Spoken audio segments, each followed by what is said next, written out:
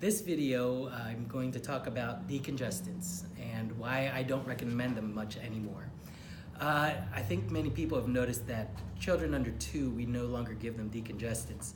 And the reason is we've noticed that it caused seizures and rapid heart rates, but also they got ill for longer periods of time according to the research. So from after that research was done over the last several years, we no longer give decongestants to children under 2 years old because it led to worse outcomes for a cold. And as you know, everyone gets a cold once or twice a year, and it's caused by a virus, and antibiotics don't work for them.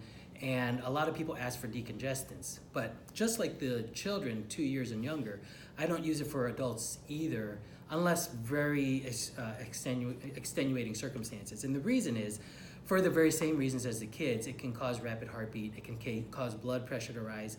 I've actually had a few patients that had strokes and heart attacks after taking decongestants after their blood pressure shot up. So there are certain medicines that don't have that, but there's still other reasons why not to use decongestants. Namely, mucus buildup. God invented us to have mucus buildup for a reason, and the scientific reason is mucus is a natural antibiotic.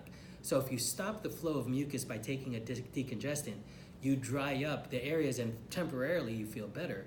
But more importantly, you dry up that natural mucus that would usually allow you to get rid of the virus a lot faster.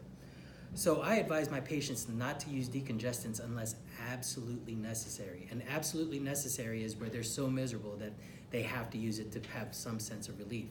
But once you use that decongestant and that mucus dries up, you've taken away the natural antibiotic that would prevent you from getting a sinus infection after a bad cold. So once again, colds are just viruses that would go away if you let the viruses shed, and the mucus is your body's natural way of helping it shed. But once you stop that mucus flow with the decongestant, you stop that natural antibiotic. And then on top of that, if you do require an antibiotic, if everything's dry, your body has no ability to get that antibiotic into that space because the mucus helps deliver that antibiotic because there's very poor blood flow in your sinuses.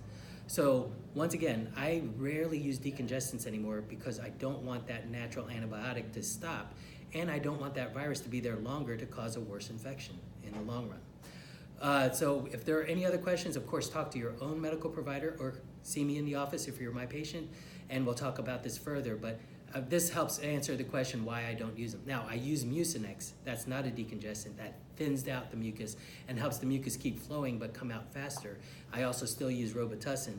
But anything with ephedrine, pseudoephedrine, anything with a D at the end, like Allegra D, Claritin D, Zyrtec D, I really don't use them much anymore because I want my patients to get better faster. Even though they might be a little bit more miserable temporarily with all that mucus is what's helping them heal up faster.